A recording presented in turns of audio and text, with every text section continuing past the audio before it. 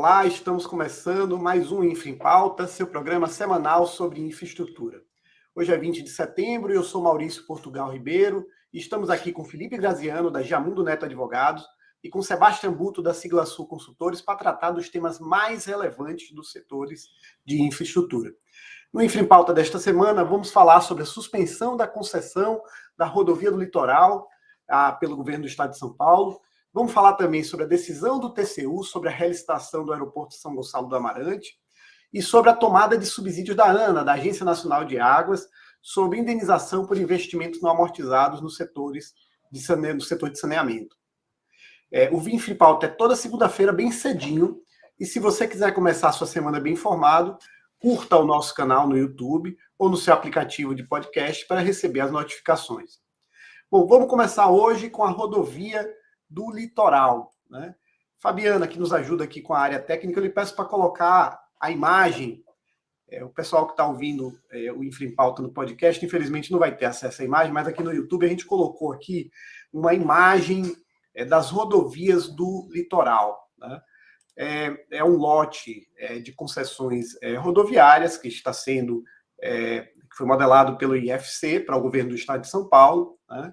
E vocês encontram todas as informações no site da Artesp, né? A rodovia do Litoral é um conjunto de rodovias, né, que liga Arujá, tá, até Bertioga, né?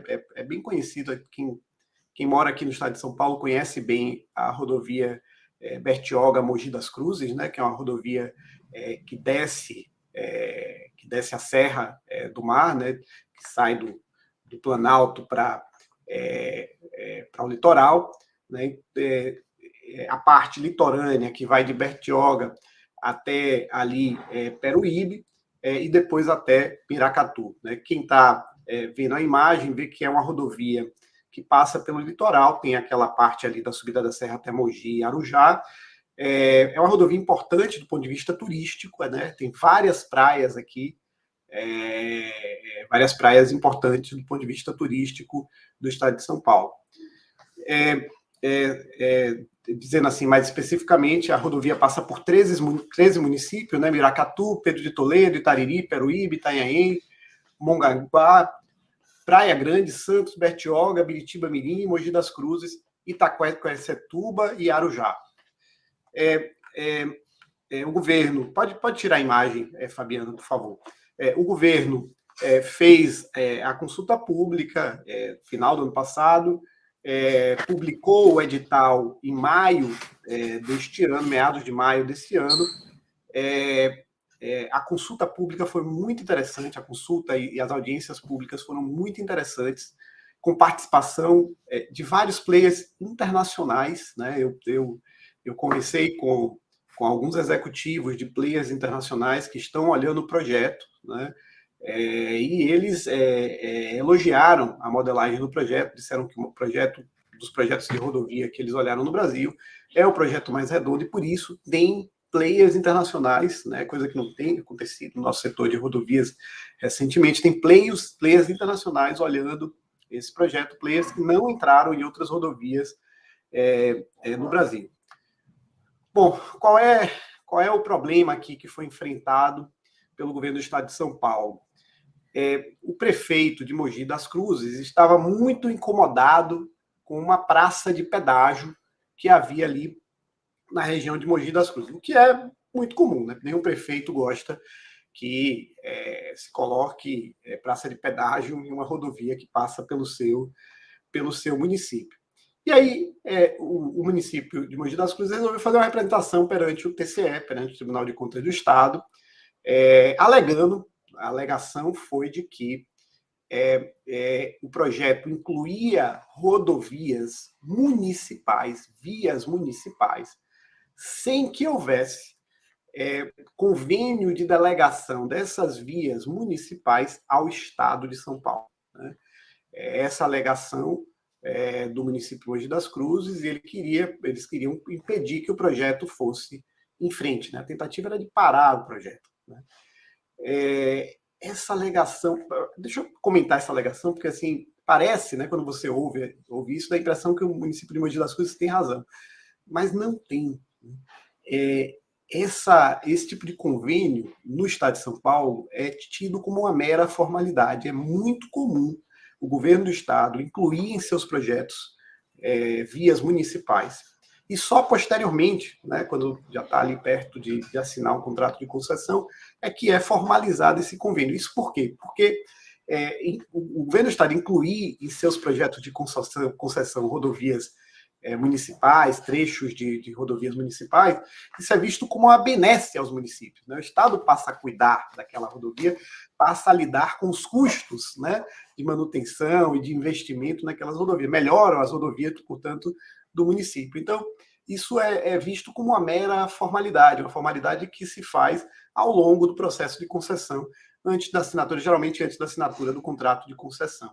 Então, o prefeito de Mogi das Cruzes resolveu usar essa coisa que é tratada como uma mera formalidade como argumento para parar o projeto, e o tiro saiu pela culatra. O Tribunal de Contas mandou tirar os investimentos nas vias do município de Mogi das Cruzes, mas a praça de pedágio de Mogi das Cruzes, que era o que incomodava o prefeito, estava na rodovia estadual. Então, permaneceu a praça de pedágio na rodovia estadual, que passa pelo município de Mogi das Cruzes, que era o que incomodava o prefeito, mas tirou-se os investimentos nas vias municipais, né, que beneficiaria politicamente, né, o prefeito. Então, eu acho que aqui foi um tiro que saiu pela culatra. Houve também um questionário, um questionamento, né, pela Usovias, que é uma associação de usuários de rodovia, ao Tribunal de Contas sobre a participação adequada nessas audiências públicas, nessa consulta pública. Dizia a Usovias que as consultas públicas e audiências foram pro forma, não teve participação efetiva. E o Tribunal de Contas, acertadamente, deu uma decisão dizendo que não, houve participação efetiva, e aí tem lá o mapeamento de quem participou o perfil dos participantes dessas audiências públicas da consulta pública, mostrando que o perfil diversas contribuições, em torno de 400 contribuições vindas para o governo do Estado e para a Artesp durante o processo de audiência pública e de consulta pública. Então, o TCE corretamente indeferiu essa representação da Usovias. Bom, mas a notícia central, tá? Dito tudo isso, a notícia central é que depois que o Tribunal de Contas liberou o projeto para ir em frente e que a equipe técnica do governo do Estado de São Paulo já fez as pequenas adequações que o Tribunal de Contas solicitou, né? Depois de tudo isso, o governo do Estado de São Paulo tomou a decisão política de suspender o projeto, né? Suspender, dando a impressão para um bom observador que está cancelando o projeto, aquela suspensão sine die, né? Cancelar o projeto. A impressão que dá é que o governo, né, aí o governador e seus assessores políticos, decidiram não enfrentar o prefeito de Mogi das Cruzes e também o prefeito de Itanhaém, que se declarou contra o projeto. Então, o governo, por razões políticas, está segurando o projeto. Me parece que a impressão de quem olha é que não tem dia para colocar o projeto na rua. A tendência é que ele seja cancelado.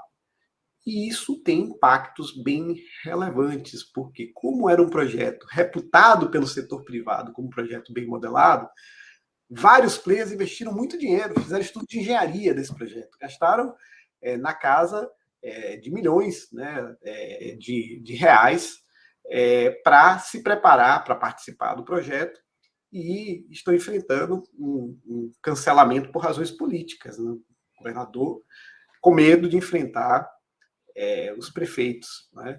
Então, isso afeta a reputação do Estado de São Paulo e do seu programa de concessões rodoviárias, né? Nem mesmo Geraldo Alckmin, que era geralmente um governador sensível a esses questionamentos de prefeitos, nem mesmo Geraldo Alckmin parou projetos de concessão por essa razão. E no caso do governo do Estado de São Paulo e do governador João Dória, isso eu acho que chama mais atenção isso, se você considerar que o governador anda tuitando, por exemplo, que se ele for eleito presidente, pré-candidato a presidente, ele vai privatizar a Petrobras. Ora, quem não está conseguindo enfrentar o prefeito de Mogi das Cruzes, a resistência desses prefeitos, desses municípios, né, com um projeto que é tão importante para o Estado, dificilmente vai conseguir, né, enfrentar as resistências que você tem à privatização da Petrobras. De maneira que esse discurso pró-privatização, pró-desestatização do governador fica aí com pouca credibilidade, né? Quando na prática a gente está vendo que ele e seus assessores políticos não estão dispostos a enfrentar resistências que me parecem menores em vista da importância deste projeto, né? É um projeto que tem várias... Último comentário, Filipão. É um projeto que tem várias inovações interessantes. Por que é que os players internacionais estão achando o projeto interessante? Ele tem várias inovações interessantes, né? A gente, quando comentou sobre a Dutra, sobre BR-153, no âmbito federal, falou de algumas inovações. Esse projeto tem várias inovações interessantes, né? E é por isso que ele está sendo bem visto pelos players internacionais. Filipão, por favor, desculpa ter te Eu só ia fazer um comentário rápido, né? A gente conhecendo a dinâmica, quando a gente está falando de players internacionais com atuação no Brasil, a gente sabe da dificuldade que os diretores da filial brasileira, da sucursal, têm em aprovar projetos na matriz. Né? Eles concorrem, toda vez que você leva um projeto, tenho aqui um projeto de concessões no estado de São Paulo, é sério, tem tal perspectiva de retorno. Ele está concorrendo com projetos no Chile, na África, na Europa, dependendo do tipo de player e dos locais de atuação, são projetos em nível mundial que concorrem em relação à atratividade, retorno, risco. E toda vez que você tem uma frustração de investimentos que foram aprovados e não resultou sequer uma competição, tudo isso vai pesando contra novos projetos que surgem na hora de se aprovar um orçamento para investimento, né? O que tende a diminuir a competitividade de novos projetos, diminuindo a atratividade deles para players internacionais. Filipão, eu acho que isso que você está falando é central, tá? Considerando ainda que no pipeline do governo do Estado de São Paulo está o Rodoanel Norte, tá? Que é um projeto importantíssimo. Quer dizer, você afetar a sua reputação com as rodovias do litoral, né, com o lote das rodovias do litoral, quando você quer promover competição no Rodoanel Norte, né, que é um projeto entre os mais importantes, certamente, do país, me parece uma decisão desinformada, uma decisão ruim. Eu não sei, se quer comentar, Sebastião? Não, podemos passar para o próximo tema. Vamos passar para o próximo tema. Então, eu queria passar para o Felipe, que vai comentar a decisão do TCU, né, que parou a relicitação do aeroporto de São Gonçalo do Amarante. Maurício, aqui a notícia central é justamente essa, né? A decisão do TCU que paralisa, que devolve, na verdade, que informa a SAC e a ANAC de que a documentação apresentada para avaliação prévia do TCU não atende os requisitos mínimos estabelecidos e, portanto, precisa ser reapresentada e, na sequência, os prazos vão ser reabertos para nova análise quando isso for suprido. Então, mantida a decisão, a SAC e a ANAC vão precisar remodelar a relicitação de São Gonçalo do Amarante. Mas eu acho que tem alguns aspectos aqui que são muito interessantes de serem discutidos. O primeiro, que eu acho que é uma ressalva que a gente sempre tem feito aqui, é da inconveniência, da impropriedade, da extrapolação de competências do TCU em avaliar previamente o projeto. Isso independente do mérito que a gente vai comentar agora. Eu acho que tem uma questão que ela está equivocada e precisa ser repensada no futuro, de que não é o momento do TCU se manifestar. Essa competência ela é exercida com base em instrução normativa do próprio TCU, e me parece um equívoco. Eu, se estivesse no lugar, não estivesse no Ministério da Infraestrutura, seguiria e não contestaria, que é justamente o que tem sido feito, para não gastar energia com isso, mas é algo que nos compete colocar em discussão sempre que surge. Bom, sobre o mérito da discussão, o ponto é que, pela lei da relicitação, você precisaria ter como um pressuposto o pagamento da indenização do antigo concessionário. Essa indenização ela é considerada na modelagem da nova licitação para que o novo concessionário pague como outorga a indenização do antigo concessionário. É isso que o TCU colocou como uma premissa e que, de fato, a modelagem apresentada, ela indica um montante incontroverso de indenização, mas ressalva a existência de um montante em discussão entre poder concedente e concessionário. Então, a decisão do TCU, aparentemente, quanto ao mérito, ela é correta. Ela indica, né, uma preocupação com o orçamento, na medida em que, não sendo suficiente a outorga para pagamento da indenização, você teria um dispêndio do orçamento sem a correspondente previsão orçamentária. Agora, eu acho que tem um aspecto que precisa ser refletido aqui. O principal objetivo, me parece, da lei da relicitação é preservar a continuidade dos serviços públicos que foram concedidos, evitando que qualquer discussão, qualquer litígio relacionado à discussão de culpa não afete o usuário. Me parece que esse é o objetivo principal. Acho até que seria possível uma relicitação sem a própria lei de relicitação, mas levando em conta todo o nosso sistema de controle, entendendo como os nossos gestores são cobrados, confesso que eu não teria segurança para enfrentar essa discussão. Mas me parece que esse objetivo ele é muito aderente ao que prega a LINDB, da continuidade, do afastamento de controvérsias em prol de uma solução que preserve a segurança jurídica. Bom, seguindo adiante, eu não identifico na lei de relicitação uma obrigatoriedade de que o concessionário antigo renuncie a eventuais valores que ele entenda devidos e que não foram contemplados na indenização consensada com o poder concedente. Me parece que o que é estabelecido como um pressuposto é que se pague a indenização que o poder concedente entender como devida. Inclusive, há a previsão de que o concessionário antigo adira a um compromisso arbitral para discussão de eventuais diferenças. Então, eu não acho que essa solução de preservar, né, de estabelecer na modelagem um montante incontroverso, prevendo a possibilidade de que pagamentos adicionais sejam feitos no futuro pelo próprio poder concedente, seria equivocado. Até porque, fosse esse uma obrigatoriedade, fosse esse um pressuposto da lei de relicitação, ele deveria ser expresso. E eu não identifico essa previsão lá de forma expressa. Acho até que uma alternativa de modelagem que poderia ser considerada pela SAC e pela ANAC seria a possibilidade de que eventual diferença que seja determinada pelo tribunal arbitral seja imputada ao novo concessionário, claro que sempre de comum acordo e sempre naquele pressuposto de concomitante reequilíbrio econômico-financeiro.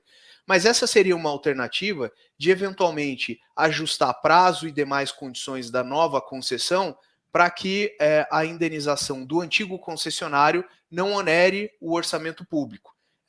Não vejo grandes problemas desde que isso seja condicionado ao concomitante reequilíbrio, né, e isso, claro, com a concordância do novo concessionário. Mas, fixada essa baliza, penso que poderia ser uma alternativa para não onerar o orçamento e permitir a continuidade do processo. Sebastião, Maurício, não sei se vocês têm comentários sobre a questão. Eu olhei a decisão, né, Felipe, e eu diria assim, eu concordo com quase tudo que você falou, mas assim, tem duas coisas, né? Uma coisa o TCU parou o processo porque disse que sem o valor da indenização ele não consegue analisar o processo, né? Feito toda aquela ressalva que você já fez, né, de que o TCU não deveria estar parando nenhum processo, né, nem analisando, nem fazendo nenhuma fiscalização prévia e concomitante de desestatizações, feita essa ressalva, eu acho que assim, ele tem razão de que você precisa ter números da indenização para você analisar, né? Isso aí me parece que é correto, né? O que me preocupou, né, e acho que é o mais preocupante, acho que você pegou o ponto mais central aí, que não é esta decisão, né, é o que está na fundamentação dela, que não é nem vinculante, né, que é uma interpretação que o TCU está fazendo, aquele artigo 15, parágrafo 3º da lei de relicitação. Interpretação essa de que, para ter a relicitação, você tem que liquidar todas as controvérsias entre o antigo concessionário e o poder público, né? E o fundamento da relicitação é exatamente o oposto disso. O fundamento da relicitação é: vamos tirar a operação do concessionário que está problemático, vamos passar essa operação do projeto para um novo concessionário, né, para que o usuário não seja prejudicado. E aí, tudo que tem de controvérsia com o concessionário antigo, isso vai demorar anos para se decidir. Então, vamos pegar a parte incontroversa, né, e pagar logo ao novo concessionário. E todo o resto vai ser uma discussão longa com o erário, com o poder público, né? Esse é o fundamento da lei da relicitação. Maurício, você me permite um complemento nesse ponto? Eu sei que você tem questões ainda a comentar, mas me parece que essa é a interpretação mais correta, até porque o inciso 3º do artigo 15 que você comenta, ele fala justamente na adoção de mecanismos de solução pela via arbitral para que você discuta diferenças, ou seja, a existência de diferenças de uma parte controversa parece ser um pressuposto. Isso. Exatamente. Então o meu medo é que o TCU, com esse tipo de entendimento, né, simplesmente tire a utilidade central da lei de relicitação, né? Esse meu medo. E São Gonçalo da Amarante é a primeira, né, relicitação que ocorreu. Está tudo pronto, tem edital, tem. Então eu acho que essa é a preocupação, para mim, é a preocupação mais importante, né? Vamos ver se o TCU evolui em relação ao seu entendimento. Se for entendimento do ministro Haroldo Cedrais, vamos ver o que se o plenário vai concordar com esse entendimento. Se concordar, estamos em maus lençóis. Sebastião, não sei se você tem um comentário. Não, eu tinha mais um questionamento, porque uma parte que eu perdi, caiu minha conexão aqui. Então, porque neste processo de relicitação, acho que um ponto que levantou o Maurício, acho que é importante saber qual é o valor da indemnização pelo investimento realizado no amortizado, que é transferido ao novo operador, independente depois das outras indemnizações associadas aos litígios entre a parte de operador e poder concedente. Mas sim é importante, entendo, para ter clareza no processo da contínua relicitação, o que é indemnização do ativo não amortizado, o investimento não amortizado. Então, entendo que isso deveria sim ser um pré-requisito para a relicitação. Sim, só explicando, Sebastião, nesse ponto, o que a SAC e a ANAC fizeram foi submeter como valor de indenização para análise do TCU um montante contabilizado pela concessionária, e com a ressalva de que isso estava em apuração pela SAC e ANAC, eles estavam auditando os números. E aí o que o TCU está registrando é que, não, eu quero analisar o número final incontroverso, né? Inclusive fazendo essa diferenciação que deveria ter uma quitação ampla, geral e restrita. O Sebastião, o problema aqui é o seguinte: tudo bem, se o TCU disser assim, olha, eu quero que você me mande qual o número que vai ser considerado para efeito de indenização. Eu não quero analisar o projeto que vocês ainda estão aí, né, discutindo qual é o número que vai ser considerado para indenização e que, portanto, vai ser a outorga a ser paga pelo novo concessionário. Até aí tudo bem, tá? Até aí tudo bem. O problema que eu tenho, que eu estava falando, é o seguinte: do modo como está construída a fundamentação da decisão, né, dá a impressão que o TCU quer que haja uma liquidação do que é controverso e do que é incontroverso antes de você relicitar. Porque certamente o número que a ANAC vai submeter para o TCU não vai ser um número que o concessionário concorda, né? O concessionário vai querer indenização maior, né? Mas a gente deveria fazer a relicitação com esse valor que é incontroverso e o concessionário ficar discutindo, né? O concessionário atual ficar discutindo com o poder público e para arbitragem, judiciário, o que for, né? Meu medo nesse negócio é a gente parar a relicitação porque o TCU quer que todos os créditos e débitos sejam liquidados antes de você transferir a concessão. Acho que esse é o temor central. Não, entendo, agora entendo. Porque o que sim entendo que também tem que haver um valor um pouco mais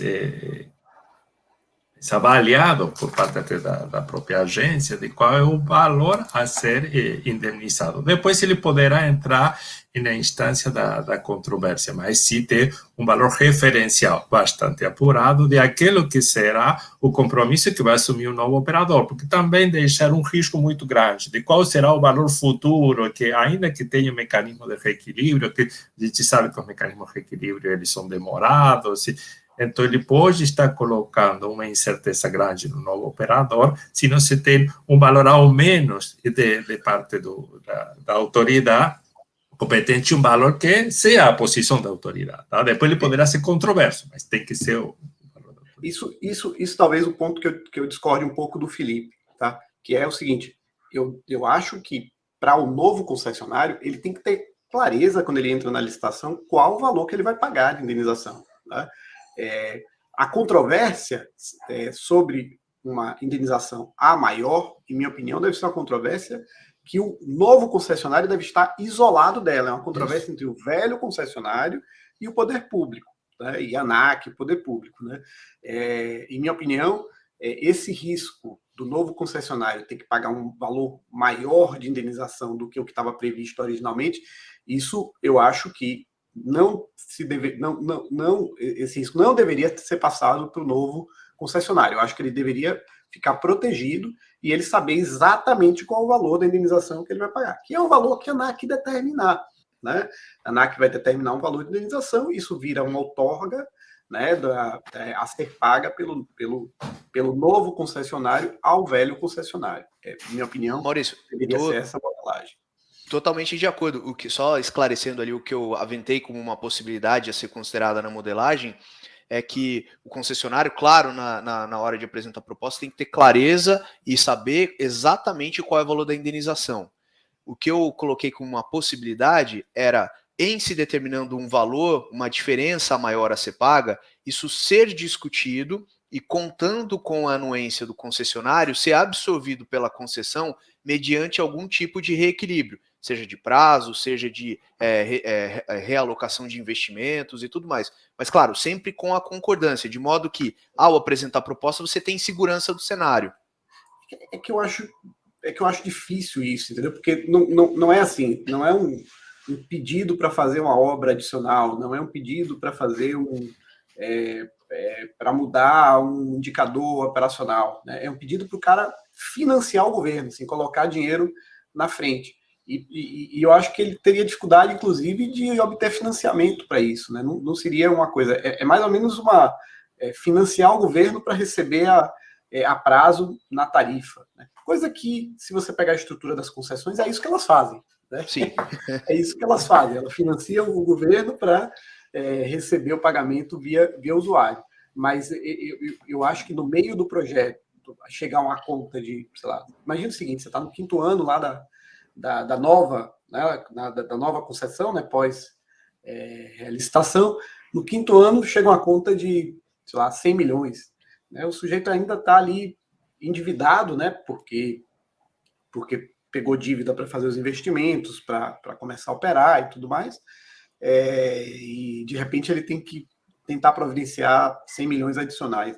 Eu não acho que seja uma coisa muito fácil de se fazer. Eu acho Concordo. O pressuposto de seria a possibilidade de falar não funciona por A, por B. Eu acho que ele vai dizer não, né? Que qualquer um diria não numa circunstância dessa. Né? E um outro ponto, né? No final das contas, mesmo que a concessão tivesse continuado, essa obrigatoriedade do poder concedente eventualmente assumir uma indenização, né, com recursos orçamentários, ela sempre existe, com ou sem relicitação, né? Esse é o ponto que vai querer tratar e que tem a ver também com o tema que depois trataremos na sequência, que é a norma referência da ANA para a indemnização dos ativos não amortizados, tem a ver um pouco com esta questão, que quando se chega a estas situações, você tem duas questões a dirimir. Uma é o valor da indemnização e outro é o mecanismo em que essa indemnização vai ser efetivada, ok? E aqui estamos a falar de que ainda há uma indeterminação do valor, até mesmo na posição da autoridade competente, e há uma indeterminação no mecanismo, tá? Porque o problema é se o mecanismo não é suficiente, que seria com a outorga do novo entrante, o mecanismo não é suficiente para a indemnização total, com que fica o remanescente. Okay? Então, aqui eu acho que para que um processo relicitatório, isso é na minha visão, e de novo, a ignorância da matéria, mas em um processo de relicitação é importante que o novo entrante tenha clareza de qual é o valor da outorga que ele vai pagar e dos compromissos que ele vai assumir.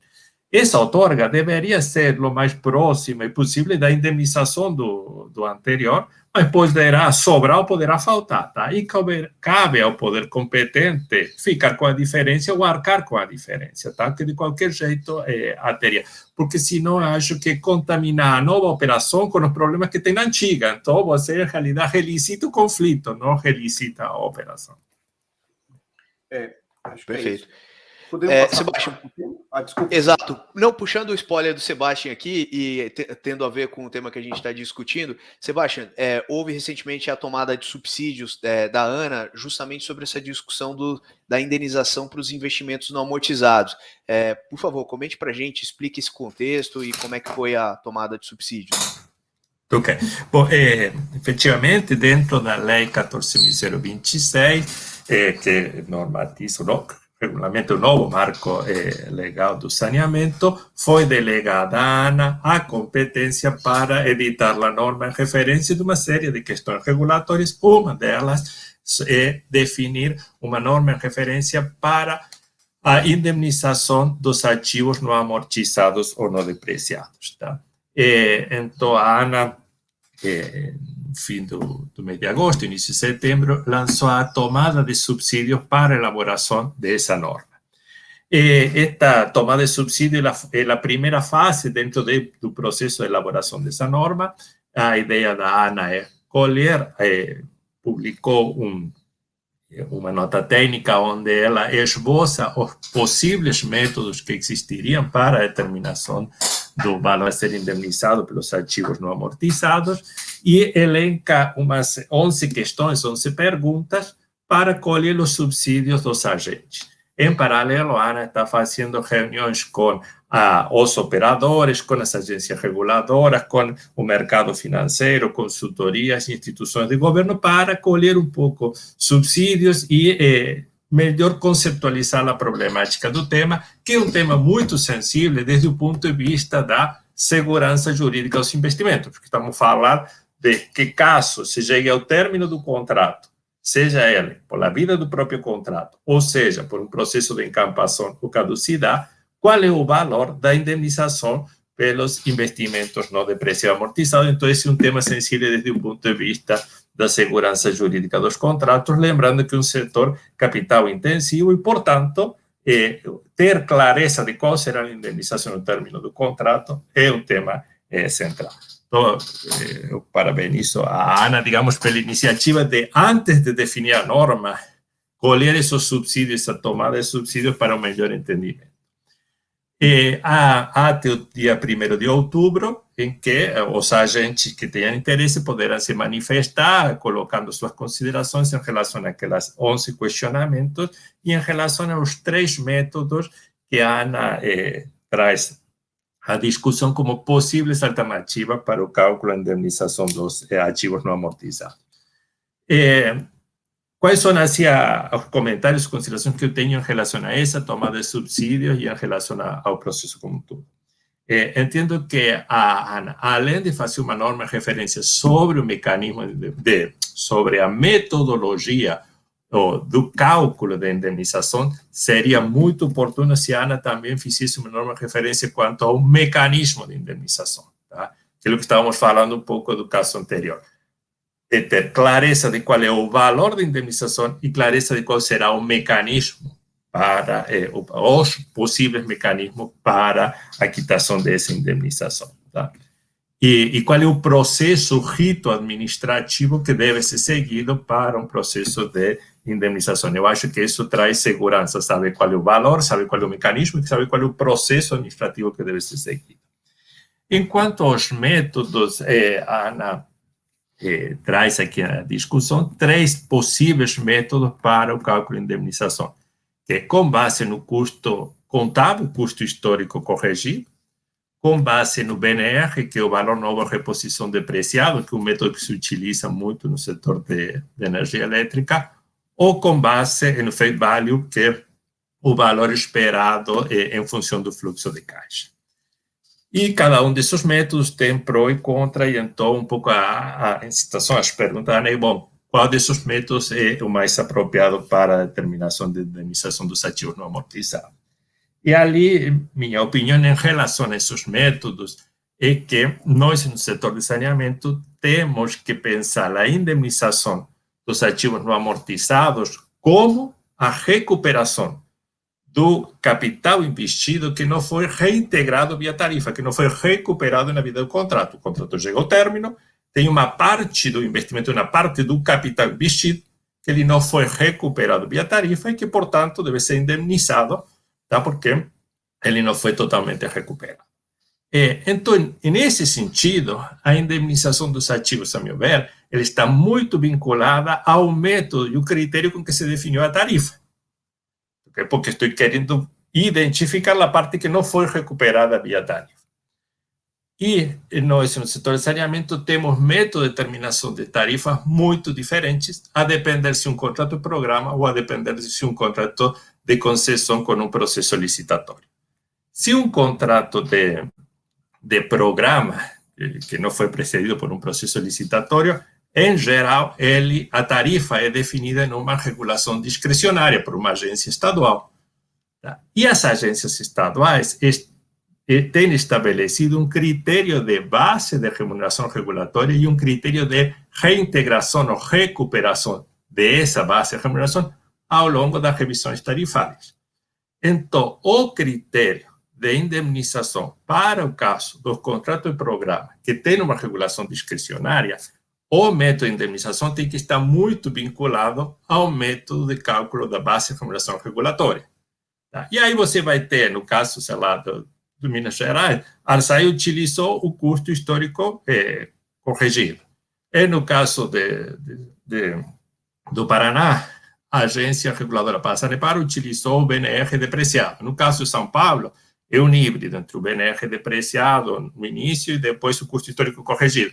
Então, o método, ele não depende muito da vantagem e desvantagem, e sim daquilo que o regulador já utilizou para definir a tarifa e com a qual vem se reintegrando, vem se recuperando o capital investido.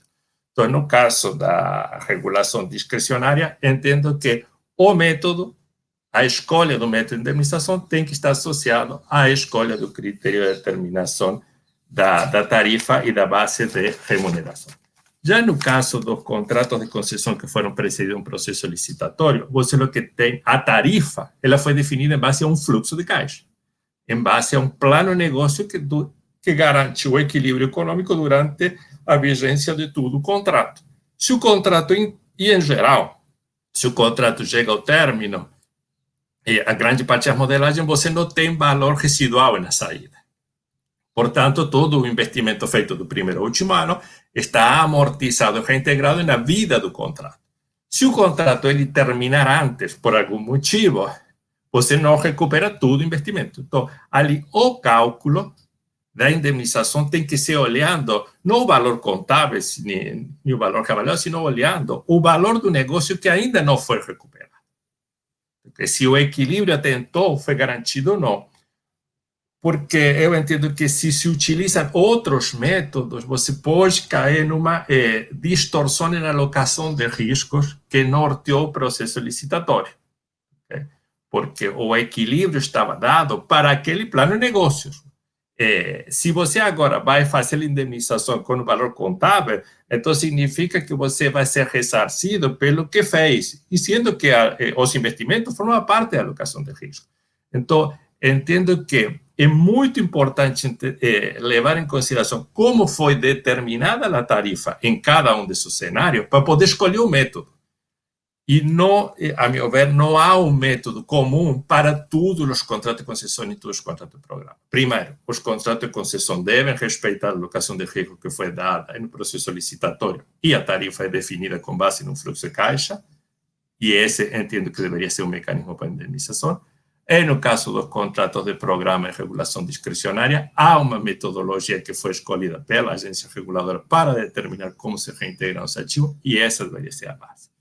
Então, um pouco é um tema complexo e não haverá uma solução simples. E não haverá uma solução única para todos, tá? Mas é um tema que entendo muito bem o caminho que tomou a Ana, de ser muito bem debatido, para ser muito bem regulamentado, porque ele, provavelmente, de todos os temas que tem que ser regulamentado, é um dos temas mais sensíveis do ponto de vista da segurança no investimento.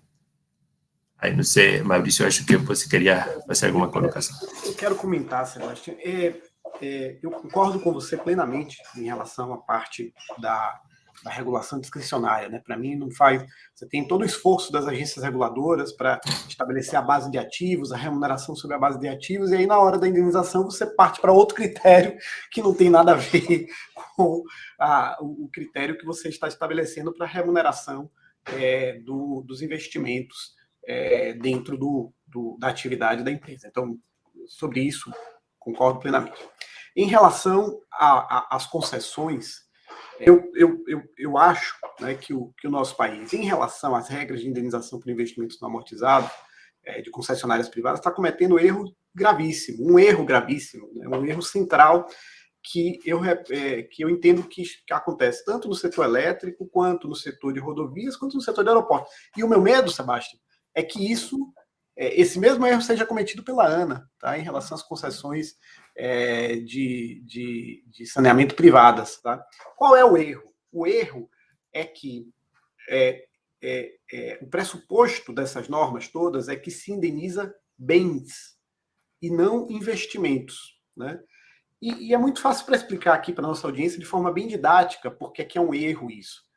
No dia que o concessionário faz o desembolso, né, que ele faz o investimento e ele compra um bem, faz uma obra, compra equipamento, essa obra e esse equipamento, ele passa a se desvalorizar dia a dia. Né? O valor dele passa a cair ao longo do tempo pela depreciação física mesmo. Né? Depreciação física e econômica. Né? Mas, para fazer aquele investimento, o concessionário assumiu compromissos financeiros.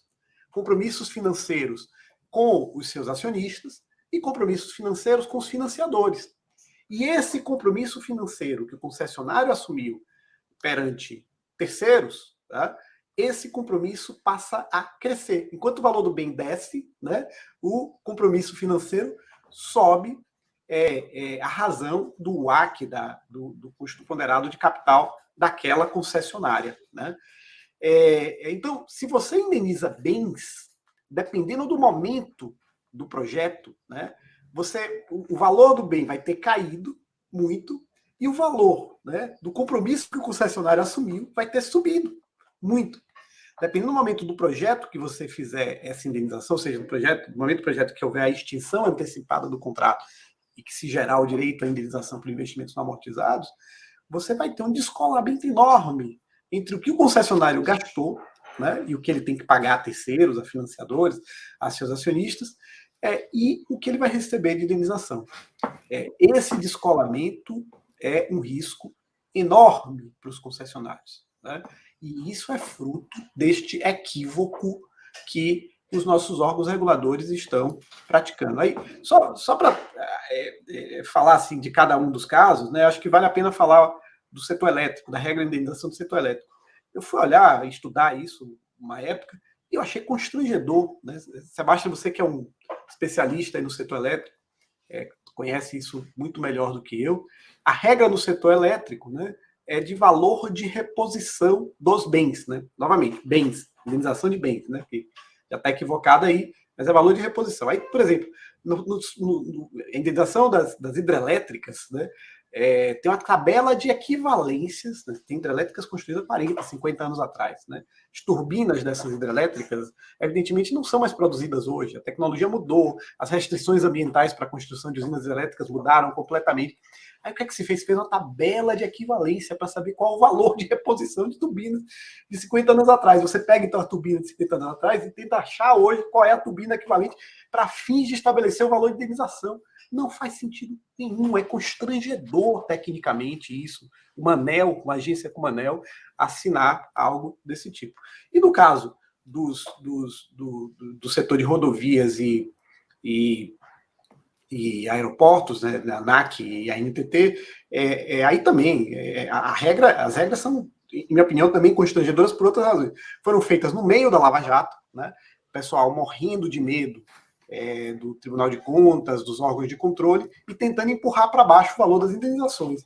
Então, todas as decisões técnicas foram tomadas assim, como é que eu faço para indenizar menos o concessionário? Né? Eu até fiz um artigo, publiquei um artigo em que eu comentava a NTT, Crivella e Requião, como a regra da NTT de indenização de investimentos não amortizados encoraja, na verdade, encampações por governos políticos. Né? Está publicado esse artigo, para quem quiser ter acesso, acha na internet facilmente. Então, era só para comentar que a gente está cometendo esse erro, já temos 3 agências cometendo esse erro, e o meu medo é que a ANA embarque nesse mesmo erro por falta de expertise técnica, né, nesse tema. Maurício, e aí tem um detalhe importante, porque além de tecnicamente equivocado, a gente não pode esquecer que a lei de concessões, a Lei Geral de Concessões, a 8987, ela é clara no sentido de que o que tem que ser indenizado são os investimentos em bens, não o bem em si. E me parece, portanto, que toda regulação que é estabelecida de forma diferente padece de clara ilegalidade, né? E torna o ambiente de questionamentos muito amplo. Então, acho que além de equivocado do ponto de vista técnico, há uma questão jurídica aí a ser analisado de incompatibilidade com a lei. O que a lei fala é que você indeniza no momento da reversão dos bens. E aí a interpretação equivocada, concordo com você que se faz, é que você está pagando pelos bens, para os bens voltarem para o poder público. Tá? Mas a lei diz que é a indenização dos investimentos. Você tem razão. E ali eu acho que cabem 2 esclarecimentos, ao menos desde meu ponto de vista técnico, é que o que estamos a falar falou Maurício, é a indemnização dos investimentos. Tá? Os investimentos podem ter sido feitos em bem ou em direitos. Okay? Então, quando se tem uma concessão privada em particular, o maior investimento pode até ser a outorga. Então, se o contrato termina antes, eu tenho um desequilíbrio porque não recuperei a outorga, que é o valor de um bem, que era o bem de explorar o serviço, de ter aquela concessão. Então, se fica no estrito entendimento que são só os ativos físicos, eu posso estar fazendo uma indemnização inadequada por um operador privado que pagou uma outorga significativa, tá? E no caso dos contratos de programa, eles, em geral, não tiveram valores de outorga, okay?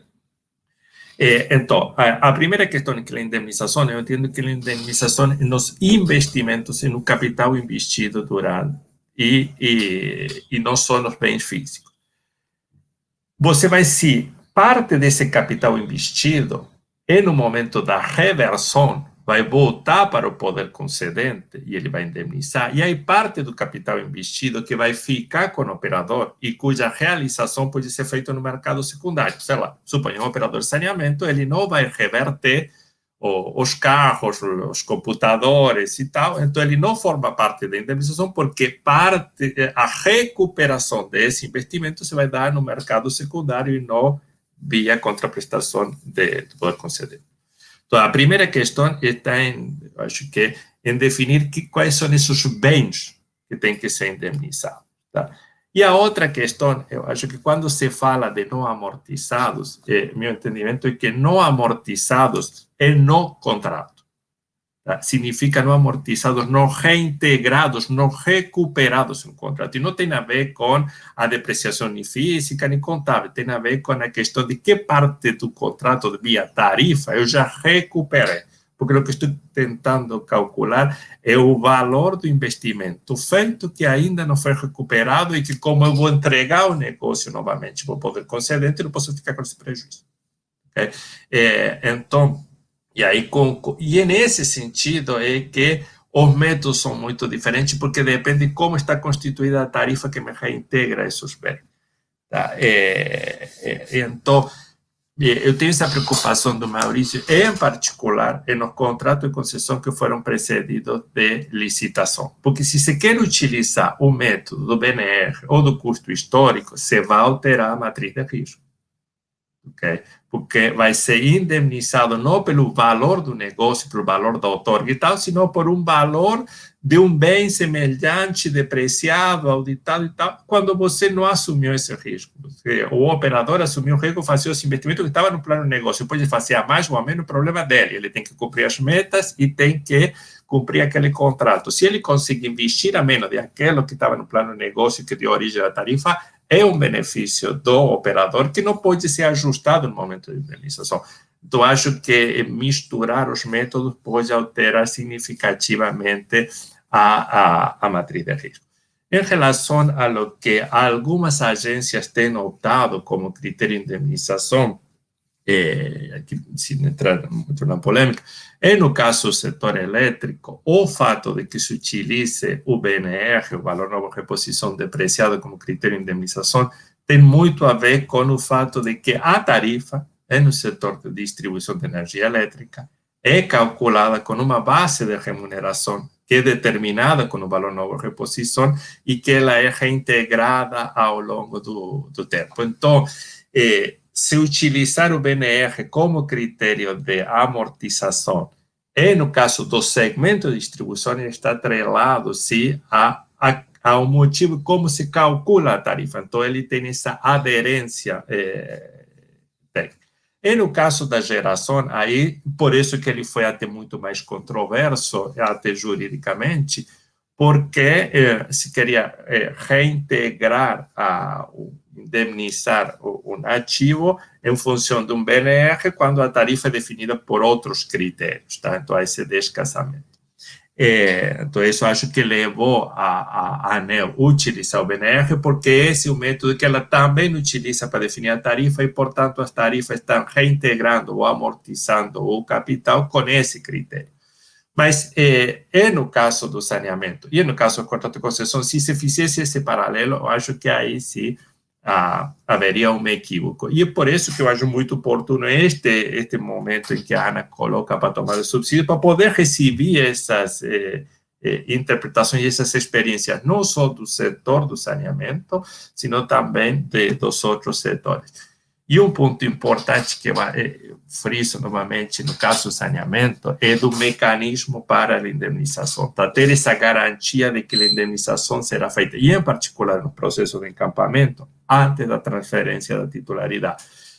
Porque a diferença do que se tem no setor elétrico, nós não temos uma reserva de reversão, não há um fundo reservado para indemnizar no término do contrato. Nenhum município tem na caixa o valor do ativo não reintegrado do saneamento, caso for fazer uma encampação. Não há de onde vai sair a grana para pagar a indemnização, a não ser se ela assume um novo licitante. E tudo isso tem que ter um mecanismo de como será essa transferência.